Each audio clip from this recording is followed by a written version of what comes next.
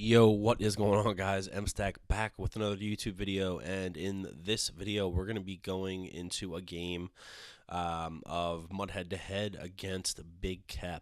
Now, BigKep is a YouTuber. I will link his channel in the description down below. That's his team right there. He's got the Barry Sanders, the Tony G, and the Eric Allen. So we're going to have to really look out. Our team is not nearly as good as his. So it's kind of a tough matchup, especially since we're going to get the ball first. I typically like to kick off, play a little defense, see what my opponent can do, and then hopefully hold them to 3 or 0 and then go down and score. But it's okay. We're going to get the ball first. We're in the dark jerseys. He's in the light jerseys. And you see Brandon Cook's taking the kickoff. I tried to fall to the ground right there, but I ended up diving. Our first possession, we're in the run and shoot playbook, single back spread, and we go to throw the ball, and I thought that post was going to be open. Bad read. I didn't realize it was manned up. I throw an interception the very first offensive play of the game, and he takes it into my territory, so now we are in a bit of a pickle. As I mentioned beforehand, that Barry Sanders is an absolute problem. He's really fast. He takes out the edge, outruns me completely. Right here, we play some good defense, but he gets loose with the Carson Wentz. I think that's the best Carson Wentz, the 93 or 94 Carson Wentz. So his team is really, really good. He's just running some cool under center stuff, some little, quick routes over the middle, post over the top. So I really respect that. I like the way he played that possession. He ended up settling for 3 off the turnover. Our next possession, we're going back to the single back spread. I'm pretty stubborn when it comes to this formation, and I throw it into coverage again. That probably should have been a pick. At this point in my head, I'm like, okay, I got to slow down and make some better reads. So we take our time. He's not really sending pressure at us, so we take our time and we find our post over the middle to Deshaun Jackson. Now I think this is where I really settle in. I'm seeing what he's running on defense. I know that if I take the time to make the right reads, that I can dot this defense up.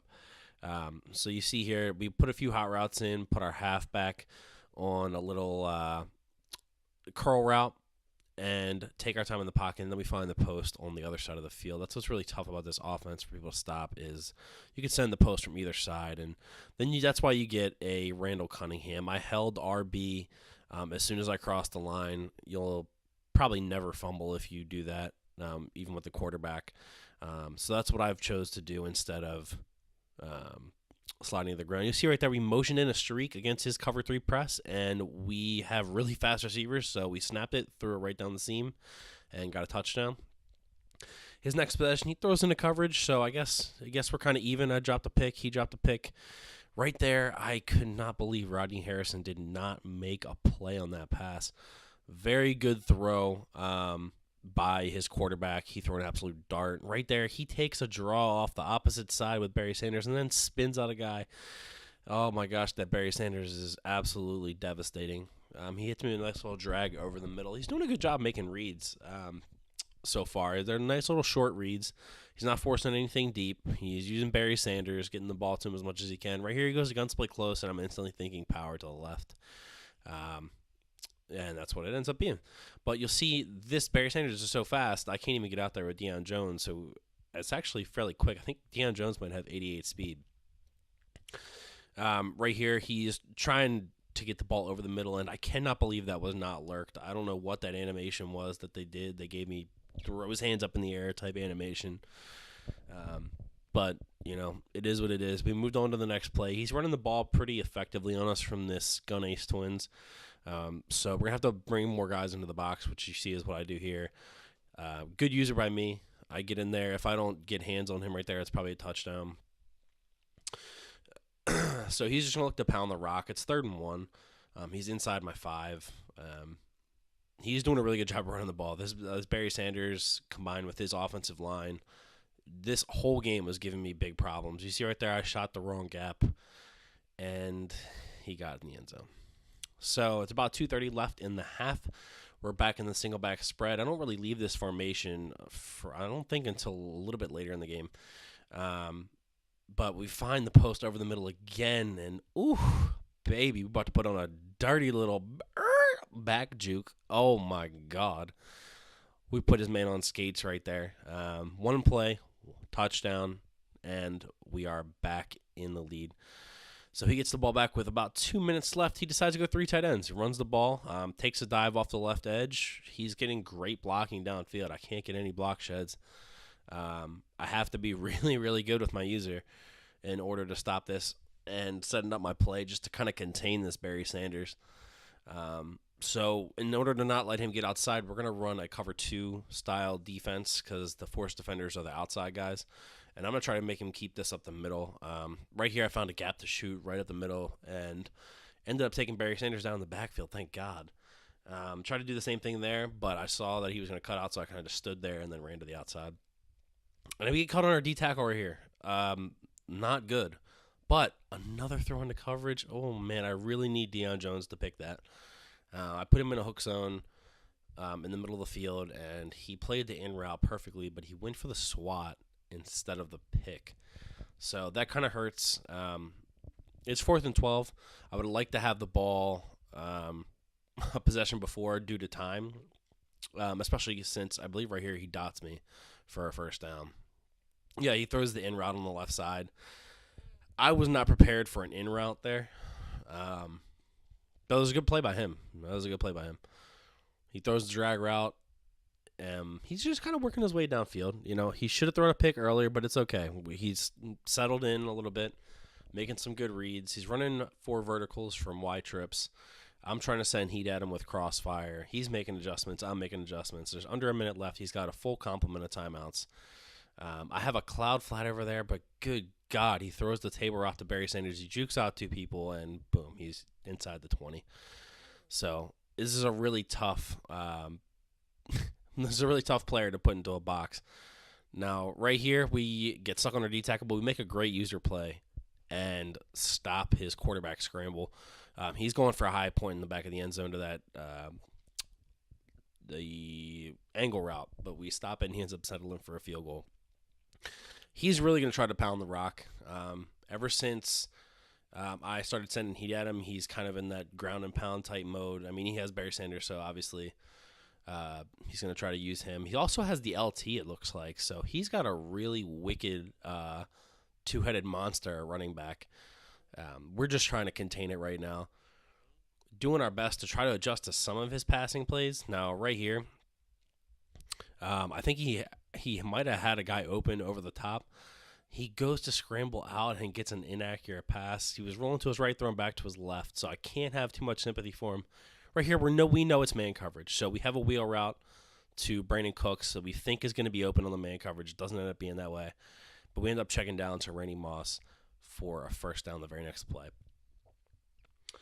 So in this offense, especially against a player like this, I have to really take what they're giving me. So if they're giving me that underneath stuff, he's running the 4-3 over stuff from Playbook GG. If they send the heat, you need to get the ball out of your hands quick. Now, right here, I recognized he wasn't going to send pressure, but I got jittery in the pocket anyways. And I end up throwing a pick 6 to Anthony Barr. He used it perfectly.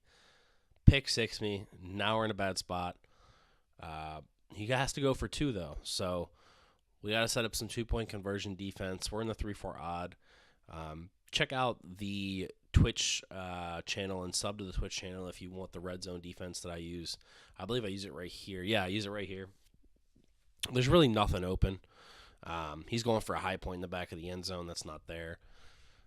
Pushed him out of bounds, and we're only down by 5. So we're in an okay spot, but would have been a lot better if we were to hold on to the ball, take some clock down, and score on that last possession. But we didn't shoot ourselves in the foot too much yet. We got the ball back, and we're still going to be running flanker dig because I don't think he really adjusted to it that well. I just made a poor read. So we're going to try to move the ball downfield, especially against what he's running. We're going to use a spread set. He doesn't have guys spread out too far wide. We have a ton of time here. So our B receiver stops in the middle of the field. We kind of just take our time in the pocket, wait to see what he's going to go user. Excuse me. We have a dot down the middle of the field to Brandon Cooks, but he ends up dropping it. We didn't get a ball in front of him enough. So that's unfortunate. He goes to use the underneath route, and I have Evan Ingram down the seam against cover 2. Huge play. Gets me down into his territory right there. I recognize he was in a cover 3. I had a fade route on the outside.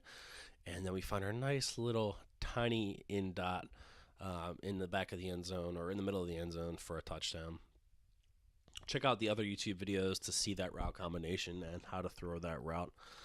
We have to go for 2 now on our own 2-point conversion. I actually don't think we convert this because I go to 5 wide because I think I'm overthinking it. So there's no run threat for this guy except for my quarterback, which all he has to do is put a spy out. And that's not the fastest Cunningham.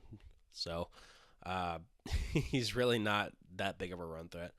We're looking for a post over the top and the hitch underneath. We have the hitch, and for whatever reason, I didn't think it was going to be there after I looked at it initially, and then I stepped up into a guy running right at me. So right here, he's scrambling, doing a good job with his quarterback moving around. He's got a lot of routes over the middle of the field, it's giving me problems. I don't know which one to use her, and sometimes even when I do feel like I use her, I can't get an animation because I may be too far underneath or what have you. But he's got to score here, at least 3 to take the lead. And I know this, so we're going to get really, really aggressive this drive to try to force him into a mistake. And right here, he actually has a touchdown. If he doesn't check down to that guy, he's got a touchdown to the post over the middle. We're sending a lot of people at him. He throws one into traffic. I mean, his guys are catching a lot of those into traffic, but I think he has like Tony G. So I think that's who he's throwing to, and they're coming down with that. Right there, he throws a high point slant. We get an animation to knock it out. We're still sending some good pressure at him. He's on the 1 yard line, 1:14 left. If he gets a touchdown here, that's obviously ideal, but it's going to make it so much harder for me to come down the field and win this game. I'll only be left with 2 timeouts if he scores right here. So we get really aggressive. We send a lot of people at him. He fake snaps twice, and his guys false start. That's unfortunate for him. He goes to run the ball from gun split close and gets stopped in the backfield. That right there changed the game, and we have a shot. We check down on 2nd down for a rack catch that ends up having me just fall down. So I had about 5 yards of space. Very least, I could have gotten out of bounds. You see, we have no timeouts. We're working from our own end. We've got a couple crossing routes over the middle. I see that he's going to try to stay in between both of them, so we throw a little dot to the sideline, get out of bounds, but it wasn't a first down somehow. We catch him on his D-line, have a nice little out route. All right, we picked up the first down. Clock is stopped. We have a little bit of time to work with. Right here, we're running verticals. He did not get deep enough to cover this, and we hit him with a huge dot down the field to the right sideline. We don't get out of bounds, which kind of sucks. But then we hit him with the post down to the 1 yard line. Oh, my God. We just won the game. So I hurry up right here. Hurry up. I'm praying to God my guys get down to the line fast enough. We're going to snap the ball and just chuck this one out of the back of the end zone real quick. Stop the clock, go for our field goal, and win the game. But he ends up quitting and not even wasting the time. Guys, if you like this video, make sure you hit that subscribe button. Also, comment, like, and head on over to BigKep's channel and also give him a follow, too. I appreciate you guys. Hope you enjoyed this video. Have a good one. Peace.